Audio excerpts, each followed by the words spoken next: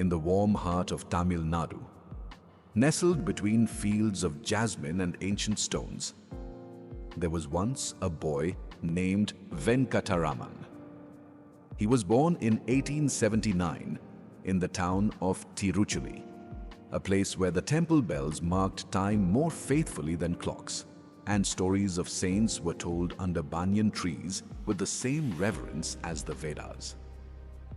To the outer world, Venkataraman was like any other child, playful, shy, at times prone to long bouts of sleep. Teachers often scolded him for daydreaming. Family members found him unusually quiet, sometimes frustratingly so. But the silence in him was not emptiness. It was a silence that watched. A silence that waited. In his teens, Venkataraman began to notice something strange within. He could be playing with his friends, and suddenly, he would be lost in thought, contemplating the nature of life, death, and the great mystery that lies behind existence. No one had taught him these things. No one had guided him. One day, at the age of 16, something unfathomable happened. He was sitting alone upstairs in his uncle's house in Madurai when an overwhelming fear took hold of him. Not the fleeting fear of exams or punishment. This was deeper, darker. It was the fear of death. Suddenly, the body felt foreign, brittle, like something that could stop at any moment. The heart could cease, the lungs could halt, and all of this me, could disappear. But instead of running, instead of resisting, he surrendered. He lay down on the floor, stiff like a corpse, and allowed death to come. He asked himself, what is this thing called death? What is it that dies? His body? Yes. His breath? Yes. But what about the I? The sense of being, the awareness watching this unfold? That remained, steady, untouched, a quiet observer behind the curtain of form. And in that single moment of fearless inquiry, the ego, that illusion of separateness, was gone. No thunder, no light from the heavens, just stillness, just truth. The boy who rose from that floor was no longer Venkataraman. Something had shifted permanently. He had seen behind the veil. He had tasted that which cannot be named. Today, the modern world calls this a spiritual awakening. But there were no books, no teachers, no internet gurus whispering enlightenment tips, only death. And a question. Who am I? He wandered like a ghost through the rest of his days at home. Things of the world, school, status, success, no longer held him. They were shadows on the wall of a cave he had walked out of. And so, one day, like a leaf surrendering to the breeze, he walked away from everything he knew. No dramatic farewell, no announcement, just silence and the call of something ancient. He boarded a train to Arunachala, the sacred mountain he had never seen, but had always felt in his soul.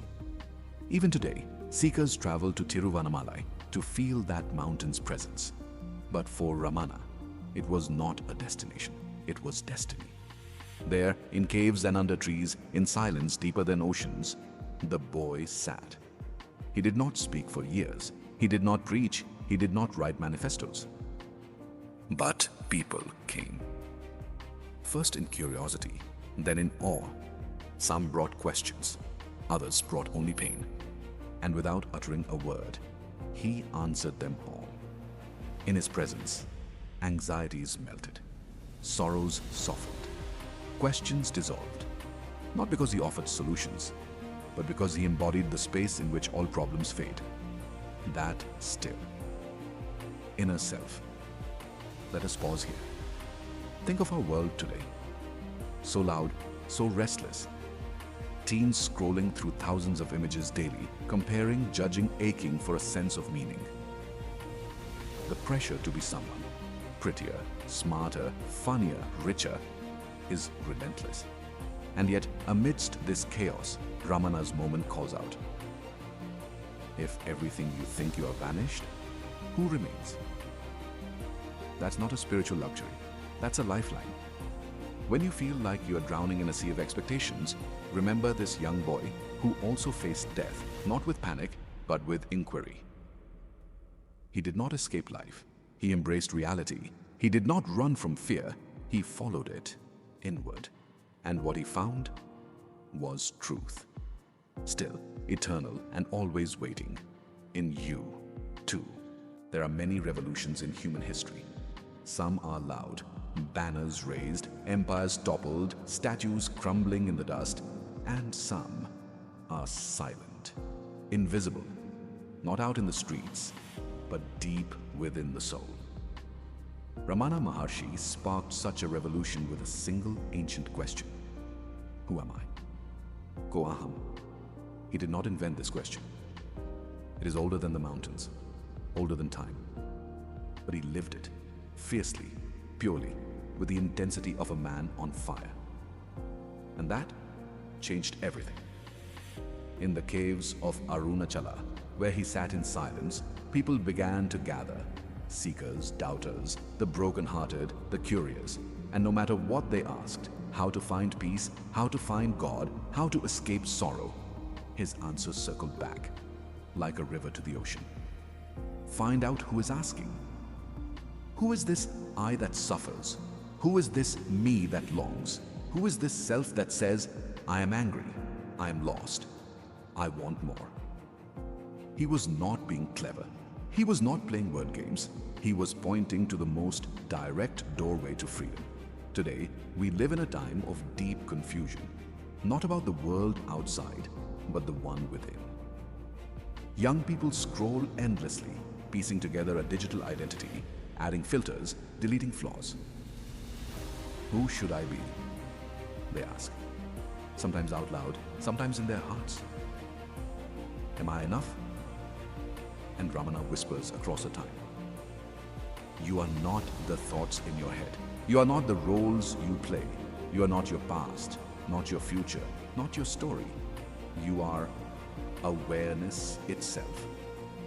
He taught a method so simple it baffles the intellect.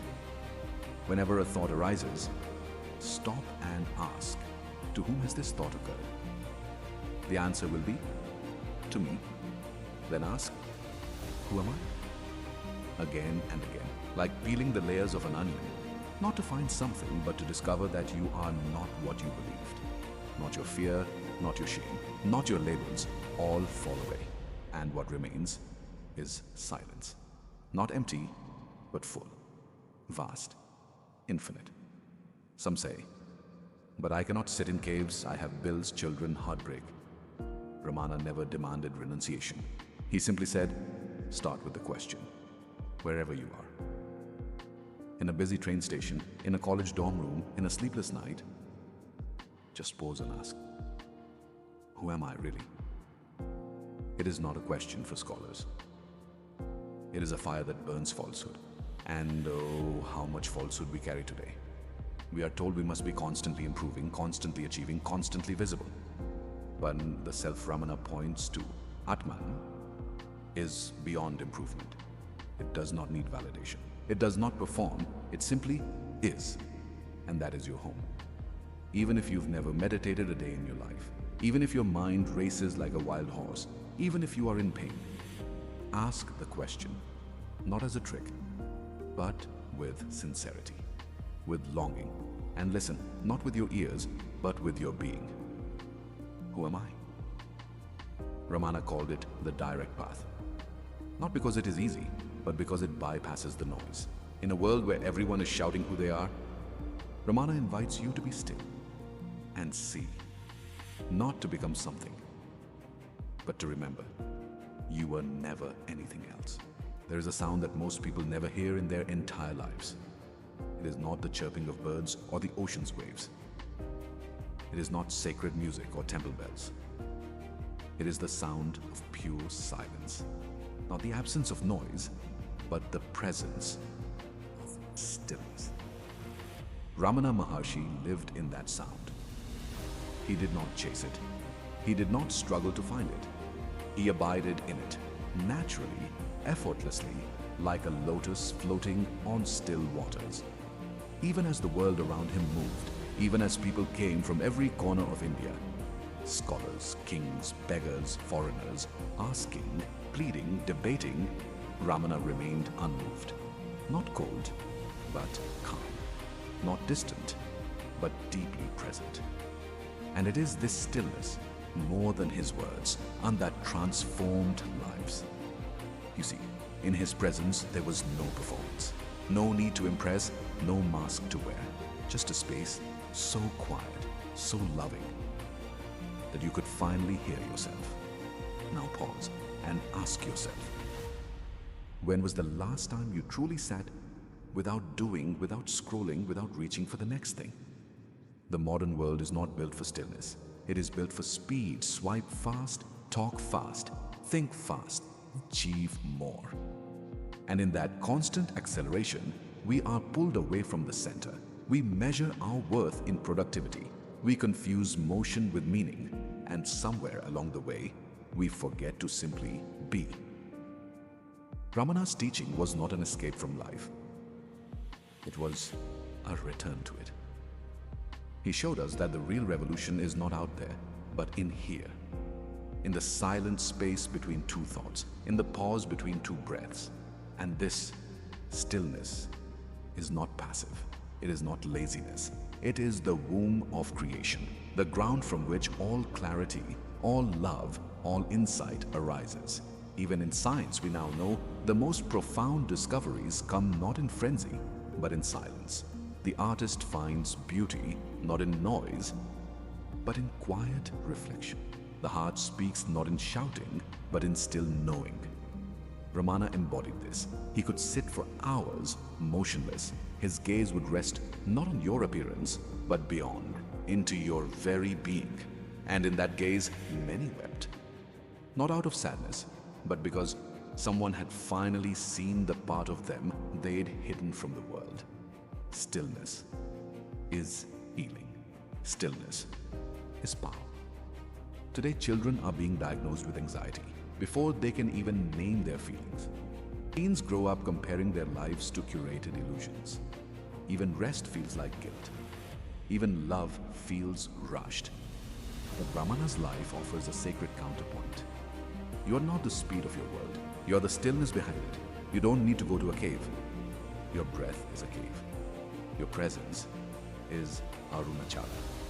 Your awareness is Ramana. Even now, as you listen, slow down. Feel the quiet behind these words. That quiet is you. And in that space, everything begins. The world today tells you, build your ego. Build a brand. Build a following. Shape how others see you. Craft your identity like a sculpture and show it to the world. But Ramana Maharshi smiled gently at this effort and asked instead, who is sculpting? You see, for Ramana, the ego was not a villain to be fought, nor a treasure to be polished. It was a phantom, a shadow created by habit, by fear, by mistaken identity. He would say, ego is like a ghost that rises only when you forget the self. Let us understand this. The ego is the I that claims, I am this body, I am this mind, I am this status, I am better, I am worse, I am not enough, I am everything. But in truth, it is none of these. It is a mask. And like all masks, it hides. Ramana did not teach through complex psychology. His words were few, but clear. He said, the ego is a thought. It rises with the thought A and attaches itself to the body. But if you inquire into the source of the I, it vanishes. Think of this. So simple, yet so profound. Modern minds are taught to enhance ego, build confidence, assert yourself, push harder. But confidence without awareness becomes arrogance. Success without self becomes slavery. To likes, to applause, to endless proving. The ego is clever. It wears the face of ambition, of style, even of spirituality. It whispers, be unique, be admired, be known.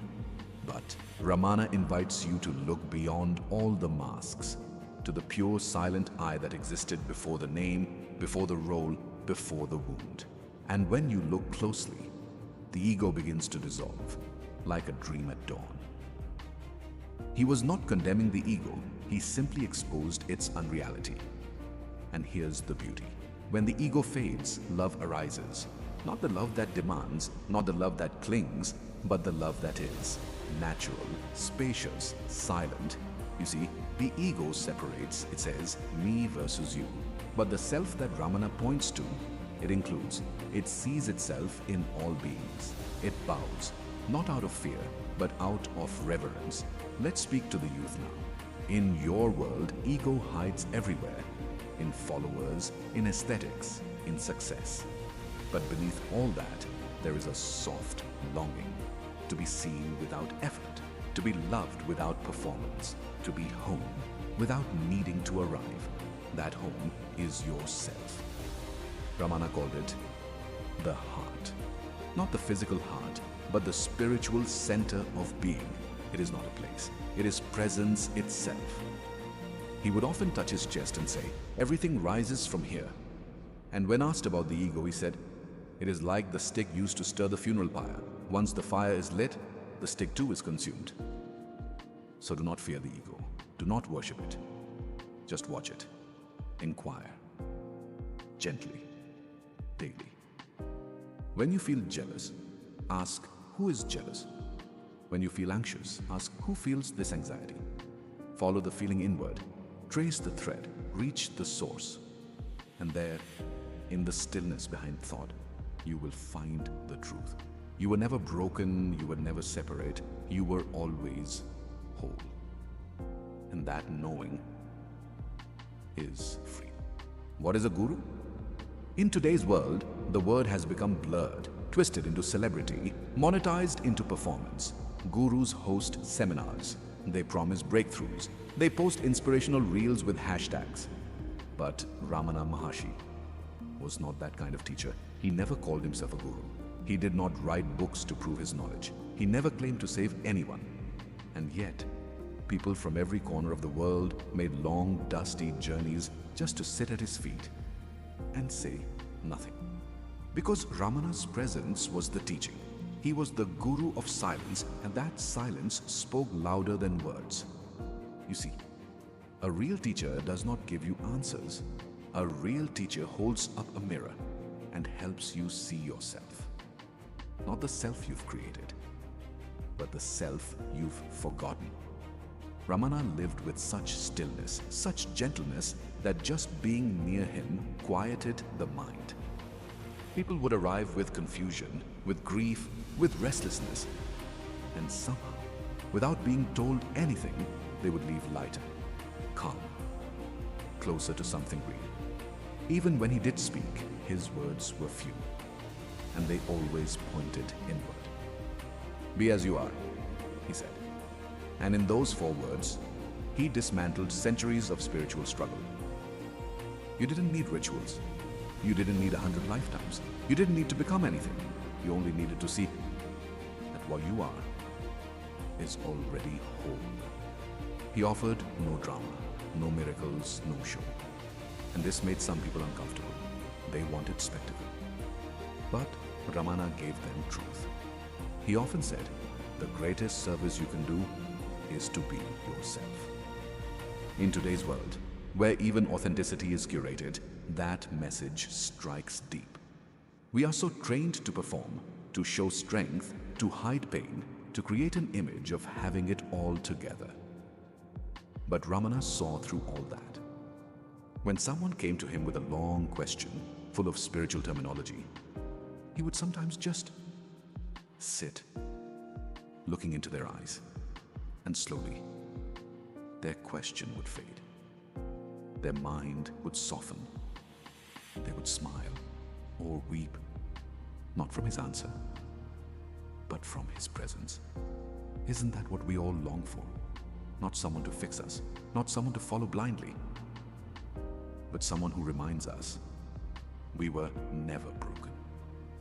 That is what made Ramana so powerful for Generation Z and Generation Alpha, even now, decades after his death.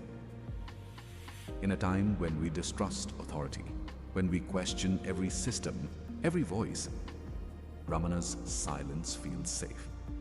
It doesn't impose. It doesn't demand. It simply waits, like the mountain he lived on. And that mountain, Arunachala, became his form of speech. When people asked, "Why don't you travel and teach?" he said, "The guru is not the body. The real guru is the self, and that guru is always present." So instead of seeking applause, he pointed people home. And maybe that's why his presence feels so alive, even now, because he didn't want followers. He wanted you to wake up. And in his own quiet, unshakable way, he waited, still, luminous, like the sun, shining even behind the clouds.